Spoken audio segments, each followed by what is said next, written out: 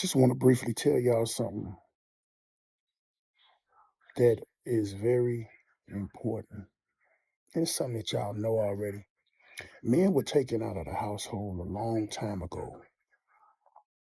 See, the problem is we as a people, we don't think generations ahead. We barely think for next week. We running around here trying to buy the most expensive cars, the most expensive clothes, and have cash money and storing it everywhere and flashing it. With those things are keeping you mentally in a rut. Are you thinking that money in your hand or in your pocket is gonna get you through something and make you think you rich? We should be past being rich. But what I was saying about the men being taken out of the household, it's the same way it caused the destruction of Africa because men were taken out of the household and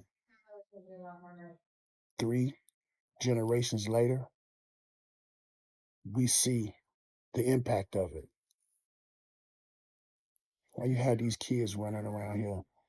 Because it start off with a kid, then they become a teenager, then they're a young adult. No structure. Fathers wasn't going. You ever notice how some daughters get into it with their mother? That wouldn't have been going on if it was a father in the house. How some sons start disrespecting their mother. That wouldn't have been going on if the father was in the house. And it wouldn't have been going on, not just being the father being in the house. Understand this, the mother and the father being a team together. The mother and the father being a team together, a unified front, that's structure. And a kid learns it in the household. When a kid learns that in the household, it spills into the streets. It spills with one friend trying to tell another friend, hey man, we finna come over here, we finna bust these windows. Hey boy, my mom ain't finna find out I busted no windows. Is you crazy? Because the neighborhood talked together at one time. You couldn't go outside and do nothing and Miss Hawkins see you doing it and didn't tell your grandmother or your mother. It was a village.